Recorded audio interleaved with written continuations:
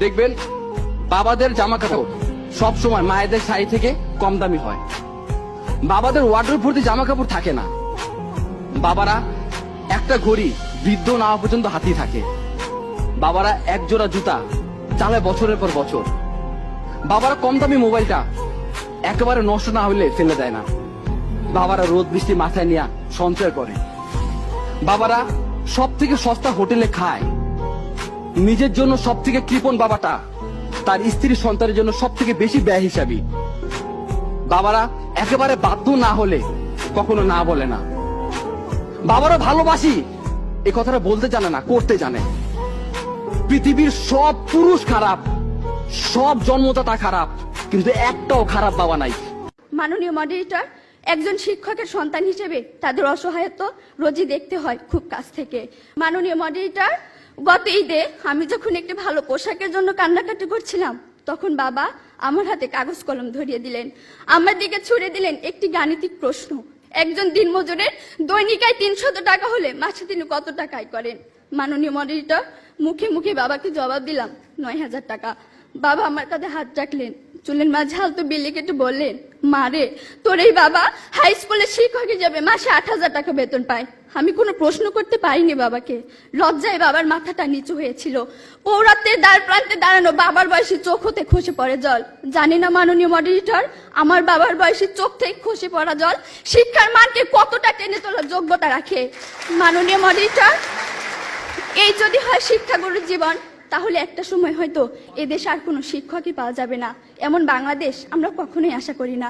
মাননীয় মডারেটর, 30 লক্ষ লাশের একটি পাহাড় মারিয়ে আমরা বর্তমানে এসে দাঁড়িয়েছি। 2 লক্ষ মায়ের স্নেহের আঁচলে সাজিয়েছি দেশ। প্রতিপক্ষ বঙ্গবন্ধুর স্বপ্ন, লাখো শহীদের প্রত্যাশা আর বীর জননীর ত্যাগের প্রতিদান দেওয়ার এখনই সময়।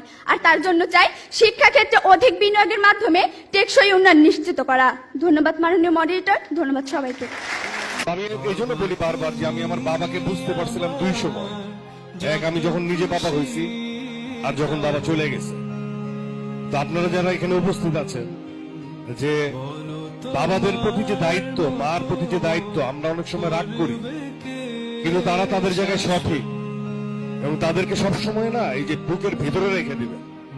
তাদেরকে কখনো হারতে দিবেন না, তাদেরকে কখনো রাগ করতে দিবেন না, কারণ তারা তাদের সময় মতো, সময় উপযোগী, তারা যেভাবে বুঝ তাদের সেরকম তারা বোঝে। আপনারা হয়তো অনেক ইয়াং, অনেক আগায় গেছে, কিন্তু তারাও অনেক আধুনিক।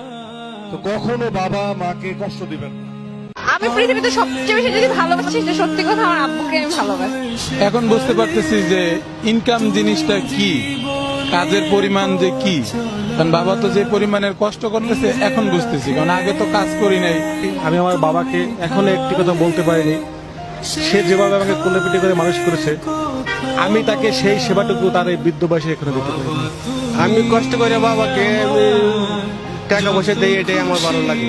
আমি আমার বাবাকে অনেক বেশি ভালোবাসি, বাট হয়তো বা ওইভাবে এক্সপ্রেস করা হয় না।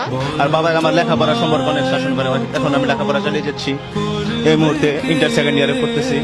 আর আমার লেখাপড়ার বিষয়ে অনেক সতর্ক, অনেক যা চায় যেই মুহূর্তে তখন সেটা দেয়। বাবা ছোটবেলা খুব শাসন করতেন, তো বুঝতে পারতাম না শাসন এত কেন করতেন। বড় করে বুঝতে পারলাম যে শাসনের পেছনে অনেক কারণ ছিল। বাবা তো হচ্ছে লাইফ সাপোর্ট। যে কোনো সন্তানের জীবনের মানে সবচেয়ে বড় পাওয়ারগুলোর মধ্যে অন্যতম